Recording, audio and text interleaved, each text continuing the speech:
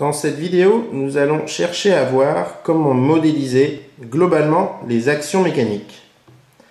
Alors tout d'abord, qu'est-ce qu'on appelle une action mécanique? Une action mécanique, c'est une cause susceptible de maintenir un système matériel au repos, de le mettre en mouvement, de modifier un mouvement en cours ou de déformer notre système matériel. On va prendre un exemple pour illustrer ça. Je prends simplement cette boîte transparente. Là, par exemple, qu'est-ce qui fait que ma boîte ne bouge pas? C'est que j'ai l'action mécanique de la table qui vient compenser l'action mécanique de la pesanteur et qui l'empêche de tomber. Si j'enlève la table, ma boîte tombe. Je peux aussi, donc ça c'est maintenir au repos. Si maintenant j'applique une action mécanique avec mon doigt sur la boîte, je la mets en mouvement. C'est une autre action mécanique. Je peux aussi avoir une action mécanique qui va tendre à déformer. Ici par exemple, je cherche à tordre ma boîte ou à l'écraser. D'accord? Donc ça, ce sont des actions mécaniques. La gravité, action mécanique. La réaction de la table sur la boîte, action mécanique. Les effets de mes mains sur la boîte, action mécanique. On va donc pouvoir distinguer deux grands types d'actions mécaniques. Celles qui sont à distance, qui s'appliquent sur tout le volume, comme par exemple la pesanteur. Et celles qui sont mécaniques dites de contact, comme lorsque mon doigt touche la boîte ou lorsque la table touche la boîte.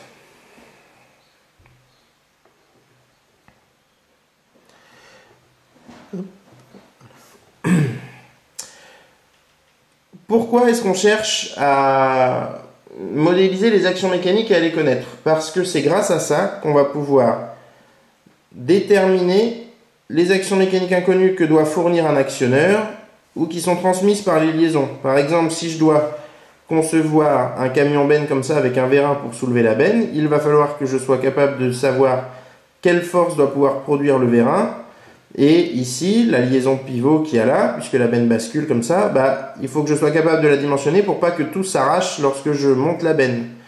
Et donc pour ça, j'ai besoin de connaître les actions mécaniques. Pour le moment, on ne cherche pas à savoir les déterminer, on cherche à savoir les modéliser, c'est-à-dire comment est-ce que j'écris ça sur une feuille.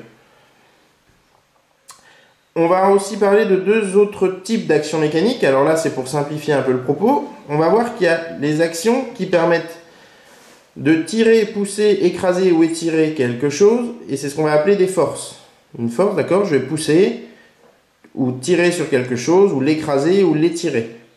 Par exemple, un vérin, ici, il va fournir une force, ça pousse ou ça tire, qui va me permettre de venir écraser ou pousser quelque chose, etc. Et à côté des forces, il y a aussi les couples, qu'on peut aussi appeler les moments. Ça sert à tordre ou à faire tourner un objet. Par exemple, l'arbre d'un moteur tourne et il permet de faire tourner quelque chose. Donc par exemple, je reprends ma boîte transparente. Ici, j'applique une force, ça pousse mon objet. D'accord? Alors que si j'applique un couple, voilà, je vais chercher à le tordre ou alors à le faire tourner. D'accord? Je cherche à le faire tourner. Ça, c'est un couple. Force, je le pousse. Ok? Donc deux types d'actions mécaniques. Maintenant, si je veux modéliser la manière dont je pousse cette balle, de quoi est-ce que j'ai besoin? Ce que je veux savoir, c'est comment mettre sur feuille, comment écrire sur une feuille toutes les infos qui me permettent de dire comment est-ce que j'ai poussé ma balle. Alors, on va réfléchir. Je vais prendre une feuille et je mets la balle dessus. Au début, elle va bouger un peu le temps qu'elle s'équilibre. Voilà. Qu'est-ce que je peux faire? Ma balle, je peux la pousser par là, par là, par là, par là. J'ai besoin du coup, par exemple, si je fais ça, elle va partir par là. Si je fais ça, elle va partir par là. Donc j'ai besoin de connaître la direction de la force que je vais appliquer sur ma balle. Imaginons qu'on mette une direction comme ça. La direction, c'est l'axe suivant lequel ma balle va partir. Maintenant, je mets ma balle dessus et je me dis, je vais pousser comme ça. Mais est-ce que je pousse comme ça ou est-ce que je pousse comme ça dans la direction? J'ai besoin de dire dans quel sens. Juste une droite, ça ne me suffit pas parce que je ne sais pas si je la pousse vers là ou vers là. Donc, j'ai besoin de donner, par exemple, si je pousse comme ça, j'ai besoin de donner la direction, le sens de ma force. Donc, je vais imaginer que je veux la pousser par là-bas. Cette pointe de flèche me permet de dire par où je la pousse. Maintenant, est-ce que ça me suffit à savoir exactement comment j'ai poussé ma balle? Non. Pourquoi? Parce que quand je la pousse par là, je peux très bien la pousser comme ça, délicatement, comme je peux la pousser beaucoup plus fortement. Donc, j'ai besoin de connaître l'intensité de la force que j'applique à ma balle.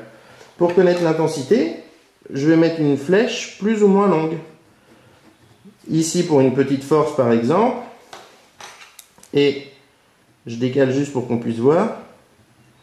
Si je fais une flèche comme ça, je vais avoir un effort quasiment une force quasiment 2 fois supérieure. Et c'est la longueur de ma flèche qui traduit l'intensité de ma force. Et donc on se retrouve avec une flèche de longueur déterminée suivant une direction et avec un sens donné, donc, puisque c'est une flèche. Et donc ça, c'est quoi? C'est un vecteur. Et ce vecteur, je vais pouvoir exprimer ses coordonnées si je me donne une base x, y par exemple. D'accord? Ici, je vois que je suis dans les x négatifs et y positifs.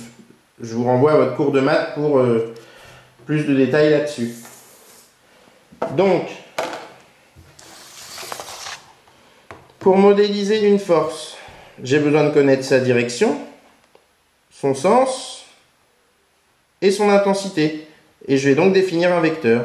Je vais donc pouvoir écrire qu'une force F, c'est égal à x suivant x, y suivant y et z suivant z. C'est comme ça qu'on peut l'écrire de manière assez simple, quoi. D'accord? Ici, par exemple, j'ai z égale 0. Si z, c'est l'axe qui vient vers nous, bah, je suis dans le plan x, y, donc z égale 0. D'accord? Nous, on travaillera quasiment que dans des problèmes dans le plan. C'est-à-dire qu'à chaque fois, j'aurai x et y, ou y et z, ou x et z, mais jamais les trois en même temps. En STI 2D, on travaille souvent avec des forces uniquement dans le plan. Donc vous pouvez vous dire que c'est ici, F égale x suivant x plus y suivant y. D'accord? Pour le couple, c'est le même constat. Si je reprends ma balle, je veux la faire tourner, ma balle. Bah, je vais devoir me poser la question de autour de quel axe je tourne. La direction va me donner autour de quel axe. Je peux très bien faire tourner ma balle comme ça, comme je peux la faire tourner comme ça. D'accord? Comme je peux la faire tourner comme ça. Comme je peux la faire tourner autour d'un autre axe qui serait par là. Donc, j'ai besoin de définir la direction autour de laquelle je tourne. Ça va être l'axe de mon vecteur. J'ai besoin de dire si je la fais tourner avec beaucoup de force, entre guillemets, ou si je la fais tourner sans beaucoup de force, en douceur. Et du coup, ça va me redéfinir un vecteur, puisque j'ai besoin de connaître la direction autour de laquelle je tourne, le sens pour dire si je tourne dans un sens ou dans l'autre, comme par exemple pour un écrou. Ce sens, on verra que ça nécessite de connaître des bases mathématiques dont on n'a pas besoin cette année. On a peu besoin de cette année, on verra des choses simplifiées parce qu'on travaillera dans le plan. Et j'ai besoin de connaître l'intensité avec laquelle je fais tourner mon objet ou avec laquelle je cherche à tordre mon objet. Vous aurez d'autres activités pour la notion de couple. D'accord? Et donc le moment, on l'exprime toujours en un point, puisque je tourne autour d'un axe. D'accord? Autant si je me déplace par là, je veux pousser par là, je pousse par là. C'est pas en un point particulier, c'est toute ma balle qui se pousse par là. Par contre, si je veux tourner, j'ai besoin de dire est-ce que je tourne par exemple autour de ce point-là, donc de cet axe-là, ou est-ce que je tourne autour de cet axe-là? Et à ce moment-là, je lui fais faire ça à ma balle. D'accord? Donc c'est différent. J'ai besoin de dire par quel point je passe. Et donc j'ai le couple, je dis que c'est au point A. Nous, on se mettra tout le temps au centre des choses, là où ça agit. Et je vais appeler ça L suivant X, M suivant Y et N suivant Z. Et avec ça déjà, on comprend que avec deux vecteurs, on peut exprimer toutes les actions mécaniques qui agissent sur un solide, les forces pour tout ce qui est poussé, tiré, écrasé et tiré, et les couples pour tout ce qui est de tordre ou de faire tourner mon objet.